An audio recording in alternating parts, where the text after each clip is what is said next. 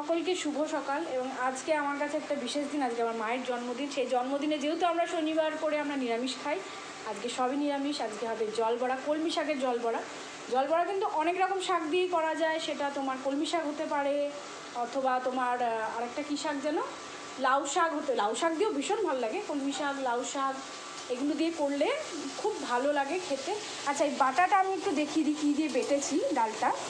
এই যে ডালটা বাটা দেখছো, এখানে আমি দিয়েছি হচ্ছে ছোলার ডাল দিয়েছি, তার সাথে দিয়েছি হচ্ছে কালো জিরে, কাঁচা লঙ্কা আর সামান্য নুন আর একটু সামান্য চিনি।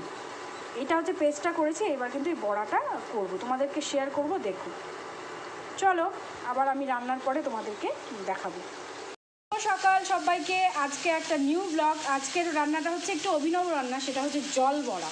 এটা আমরা শুনলে মনে হয় জল বড়া, সেটা আবার কি, বাট এটা খেতে কিন্তু খুব সুস্বাদু। সবে আমি শুরু করেছি রান্না করাটা। এখানে রয়েছে দেখো কালো জিরে ফোড়ন দিয়েছি, আর কাঁচা লঙ্কা দিয়েছি ফোড়ন, আর রয়েছে আলু আর পটল দিয়ে একটুখানি ভালো করে সাঁতলে নিচ্ছি আর কি। তারপরে বড়াটাকে এখানে করে নিয়েছি, আমি দেখাচ্ছি, দাঁড়াও। এখানে বড়াটা বেটে নিয়েছি, ডালের বড়া। দারুণ লাগে খেতে, আমি তোমাদেরকে শেয়ার করব, তোমরা দেখো। রান্নাটা যেমন শুনতে যেরকম অদ্ভুত, খেতে কিন্তু সেরকম টেস্টি। চলো দেখাবো তোমাদের।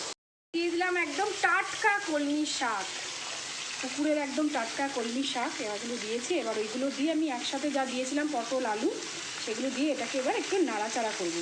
খেতে ভীষণ সুস্বাদু, তোমরা দেখো পুরো রেসিপিটা। এটা আমার ঠাম্মার রেসিপি, ঠিক আছে, তাই তোমাদের সাথে আমি শেয়ার করলাম। দিয়ে যেমন বললাম, শাকটাকে আমি সাঁতলে নিয়েছি ভালো করে। এইবার দেওয়া হচ্ছে আদা গুঁড়ো, একদম নিরামিষ রান্না। আদা গুঁড়ো দিয়ে এবার আর একটু নাড়িয়ে নেব।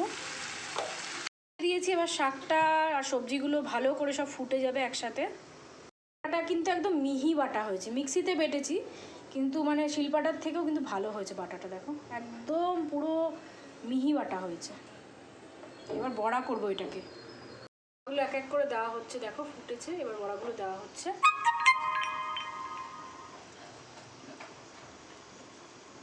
এবার এটা জলের মধ্যে ফুটবে বড়াটা, এই জন্যই এর নাম জল বড়া। বড়াটা ফাইনালি হয়ে এসছে, এখন এই বড়াটা ফুটছে, এরকম গাঢ় গাঢ় হবে। নামানোর পর দেখাবো। একটু কালো জিরে আমরা গুঁড়ো দিলাম এর মধ্যে, দেখো। পুরো রেসিপিটা শেয়ার করলাম, তোমরা সবাই বাড়িতে একটু ট্রাই করে দেখো, ভীষণ সুস্বাদু খেতে। এই যে বড়াটা দেখো, জাস্ট এরকম হবে বড়াটা। বড়াটা একদম রেডি হয়ে কিন্তু নেমে গেছে, এরকম কালারটা হয়। মুখে দিলে বুঝতে পারবে যে এটা কতটা মানে ভালো খেতে। হচ্ছে চিলি সোয়াবিন আজকে করব। এটা আমরা সোয়াবিনটাকে সেদ্ধ করে নিয়েছি, নুন দিয়ে হালকা করে সেদ্ধ করে চিপে নিয়েছি। এবার এটাকে কর্নফ্লাওয়ার দিয়ে, তারপরে তোমার সমস্ত সস তো দেওয়া হবে, কর্নফ্লাওয়ার দিয়ে আগে এটাকে মাখা হবে। মেখে তোমাদেরকে দেখাচ্ছি। কর্নফ্লাওয়ার, নুন, চিনি সামান্য যেগুলো পড়ে সেগুলো সবই পড়বে, তোমাদেরকে দেখাচ্ছি। এটা একটা নতুন রেসিপি, দেখতে থাকো। কর্নফ্লাওয়ার দিয়ে মাখিয়ে নেওয়া হচ্ছে, দেখো।